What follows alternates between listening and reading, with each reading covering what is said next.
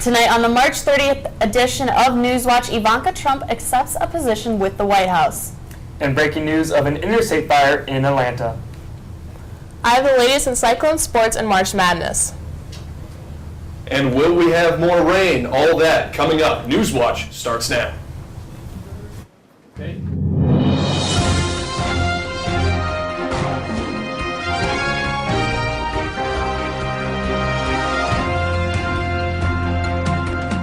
Thanks for watching and have a good rest of your night and week. Stay classy, Cyclones.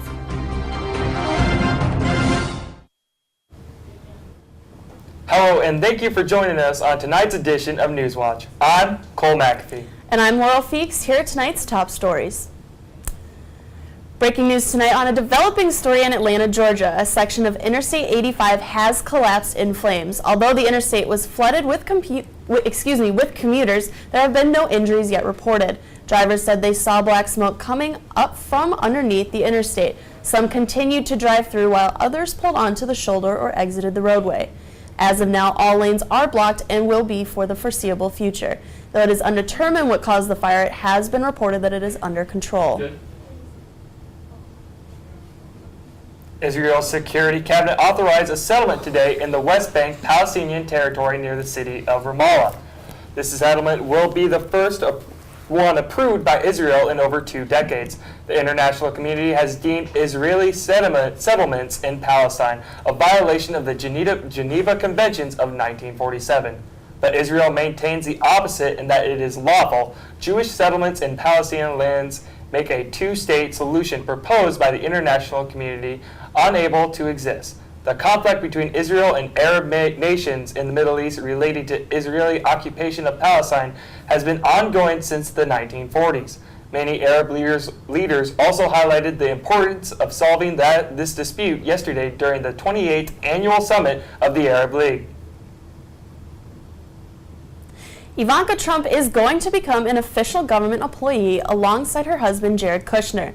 Ivanka Trump will serve as an unpaid advisor to President Trump in the White House. This news comes after there was scrutiny that Ms. Trump was a volunteer in the White House, some calling it unethical. Kushner is the senior advisor to the president, and Ms. Trump will be an assistant. Last week, Ms. Trump informed the media that she already has an office in the West Wing. She has also received government-issued security clearance.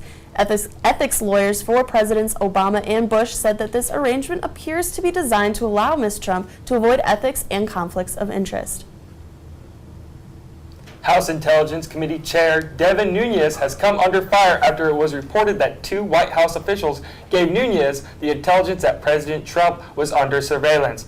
After receiving the intel, Nunes has distanced himself and the House committee from investigating further into possible Russian interference with the election. Critics of Nunes say he is too loyal to the Trump administration and is ignoring the will of the American people.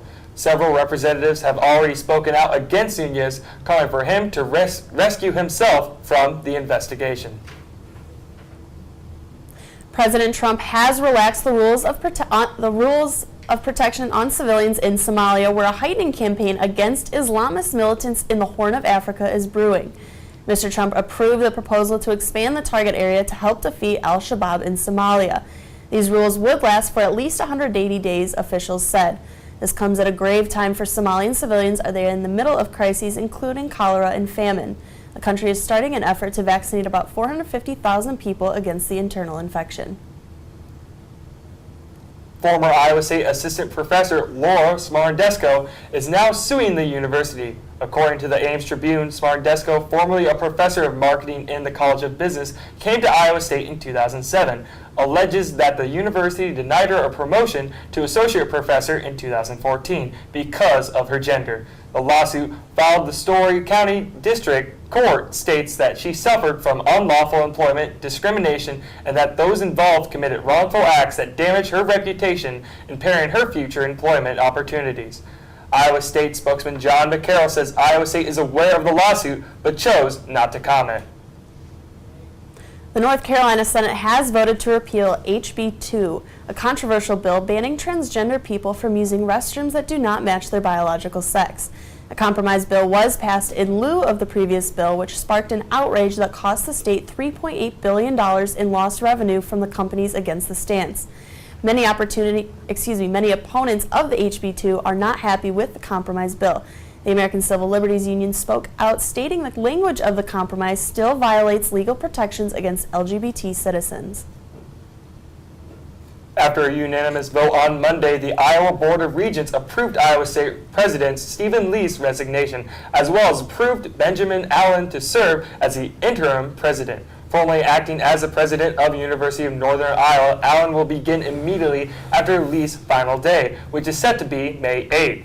Allen will serve as Iowa State's senior policy advisor from April 17th until he takes over. He will receive a $525,000 salary for his time here. Yesterday, 2 former aides to New Jersey Governor Chris Christie, Bridget Ann Kelly, and Bill Baroni were sentenced to prison due to their roles in 2013's Bridgegate scandal, where access lanes to the George Washington Bridge in New Jersey were closed for days, which caused some serious traffic jams. Prosecutors are saying that Christie's team shut down the lanes in response to the lack of support for Christie's re-election. Christie's team deemed the situation as a traffic study. Baroni will spend 2 years behind bars and be required to serve 500 hours of community service. Kelly was sentenced to 18 months in prison and 1 year of probation. Both said they will file appeals. After the break, an ISU professor is under fire for a controversial assignment. And we'll have the latest in weather and sports. Stay tuned. You're watching Newswatch. Welcome back to Newswatch. A new study published Monday by the Obesity Review Journal has revealed more reported causes for obesity, with genetics being a potential factor. The publication by the Canadian researchers has identified and cataloged 79 rare genetic syndromes where obesity is a key symptom. To be considered obese, one must have a body mass index of 30 or higher, meaning their weight is higher than what is considered healthy for a given height. The researchers say their work will be helpful to the millions worldwide who haven't gotten a firm grip on controlling their obesity. Iowa State will begin implementing a sexual violence prevention program known as the Green Dot Initiative beginning immediately. The Green Dot program is a nationally recognized system that works toward 2 objectives in raising awareness and combating sexual assault: content development and training. Iowa State will select up to 40 volunteers from faculty to train on direct intervention, delegation, and distraction. These 3 steps involve making the facilitators better equipped to recognize the signs of sexual assault and to step in before something occurs. To learn more, visit livethegreendot.com. Greek Week is in full swing at Iowa State. Courtney Dust has more on the Greek Week tournament. Iowa State's Greek community is hosting its annual Greek Week tournaments. Throughout the week, Greek teams of 2 or 3 Greek organizations come together to play. I'm a Greek Week crew, and we're kind of helping Central with all of the events. We're doing crowd control, we're scoreboard, checking teams in, just making sure everything's going well for Central, and looking for sportsmanship, all that good stuff. The week kicked off with dodgeball, followed by volleyball, then treads, which is a form of ultimate football, then basketball, and the week ends with broomball. The teams are to come up with a collective name and then are put into brackets. My favorite part is probably getting to hang out with our pairing and like having fun socials and all the spirit together. It's a good time. I would agree with that. Teams get a certain number of points based on which place they get in each tournament, all in hopes of coming out first. Seeing all the teams come together, their team spirit, like supporting all their teams, all the things they come up with, the cheers they come up with. It's kind of like high school sports again. It's a really cool thing to watch. This is Courtney Dust with ISUTv. An assignment by an international studies lecturer here at Iowa State has gained national attention. James Stroman instructed students in his Introduction to International Studies course to write about the 9/11 attacks from the perspective of Al-Qaeda or a non-Western historian. The directions asked students to think outside the box and to keep their own cultural appropriations out. A spokesperson for the university said the assignment was not meant to lessen the seriousness of the terrorist group or the attack, but rather was a way to expand critical thinking skills. Stroman himself issued a statement saying the assignment was influenced by CIA training in understanding one's enemy. Other departments of Iowa State, such as the ROTC on campus, have emerged supporting the assignment, calling it a step in the right direction in understanding terrorism. An eaglet is in the process of hatching in a public nest near the Decorah fishing hatchery. It began Thursday and is the 26th Egret to Hatch, a Rise of Raptor Resource project said, "We're really happy with the way things are going." 2 eaglets from Decor North Nest died last year. However, the public nest has seen all of its eaglets survive so far this year. 500 pro-life advocates in Iowa made their voices heard at a rally at the Iowa State House today. The Rally for Life was a celebration of potentially passing a state law that would ban abortions in Iowa at 20 weeks. Rally attendees threw baby shoes into a crib on the rotunda of the ground floor to symbolize the unborn. The event lasted 2 hours, and Governor Terry Branstad and other Iowa legislators spoke to the crowd expressing their support of bills restricting abortion. Some people, however, are still disappointed that a bill forbidding abortions at the first sign of a heartbeat or 6 weeks gestation is not going forward in the State House. Had it been passed, this would have been the most restrictive abortion bill in the country. The Workspace at the Memorial Union teaches students artistic expression through pottery. Natasha Novak has more. The Workspace is a hidden gem that is located in the east basement of the Memorial Union. Though it may take you a few tries to find it, it is definitely worth the search. The Workspace hosts several different art events throughout the school year, but I ventured down to the studio during their weekly Paint Your Own Pottery event to find out more about them. We have a Paint Your Own Pottery event every Friday. It kind of sometimes depends on the events of the month. So, for say, like March is like Women's History Month. So we're doing like Feminists Unite for our Paint Your Own Pottery event today. Cat in the Hat. We did like a Dr. Seuss event. We did like a Pokemon Go event. So we have a lot of fun events that we try to like pull people in that are big like trendy things happening.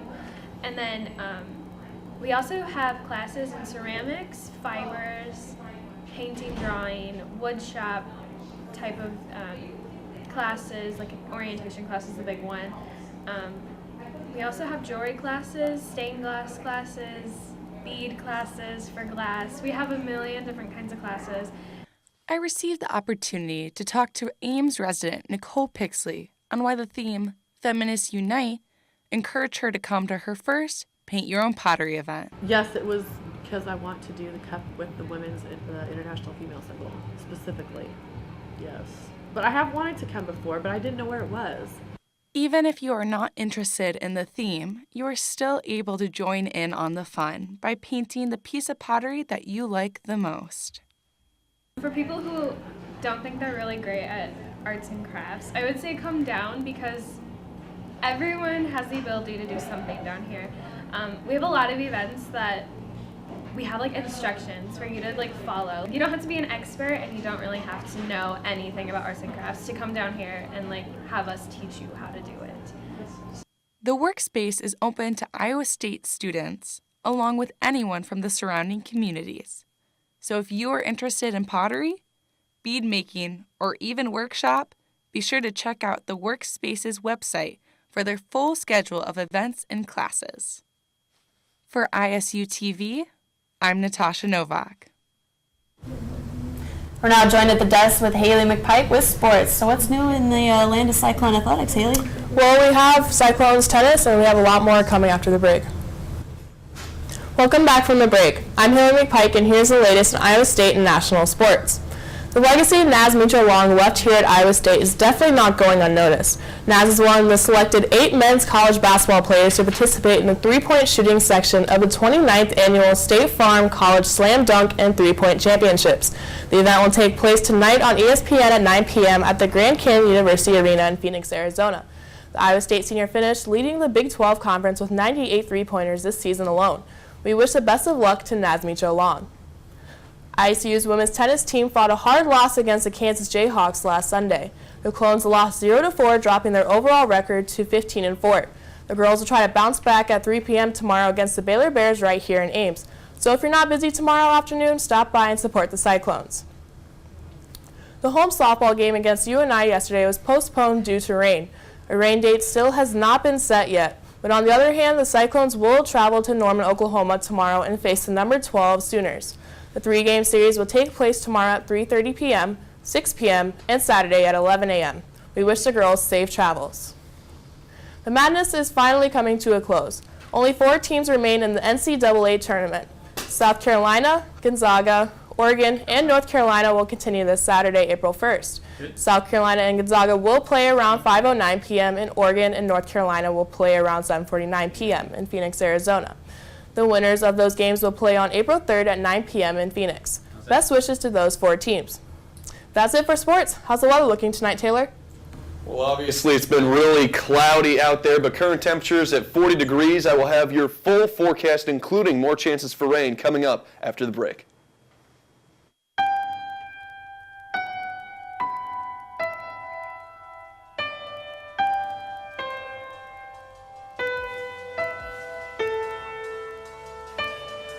When I was a young boy, my father took me into the city to see a marching band. He said,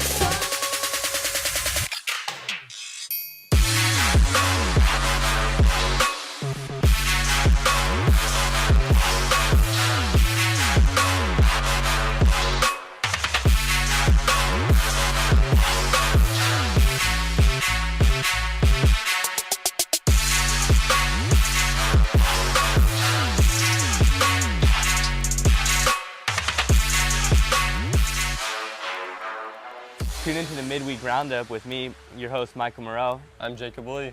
We are going to talk about all sorts of things like baseball, or even debate the fact that the Vikings are going to finish third in the NFC North this year. They're going to win the North again this year.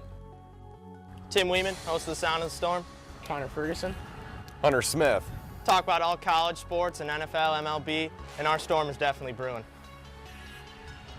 I'm Blake Akery, and I'm the host of the Sports View. And I'm TJ Reed. We talk college basketball and NBA. And all things Iowa State. Tim Weeman. Patrick Stanek. Hank Zimmerman. Tune into the weekend pregame as we warm up the sports weekend ahead, including many segments with Pick'ems and Tim's Trivia. I'm Taylor Menkel. I'm Mary Rominger. I'm Andreas Haffar. And I'm Joey Mullins. And we talk a lot of different sports here, including NHL and cyclone hockey, world football, American football, basketball, and many other segments. Make sure to step into the Clone Zone. I'm Michael Mainzer. I'm Mary Rominger. I'm Dylan Ryan. And I'm Zach Williamson. And this is Cyclone Talk. Listen in for live interviews and analysis from these guys.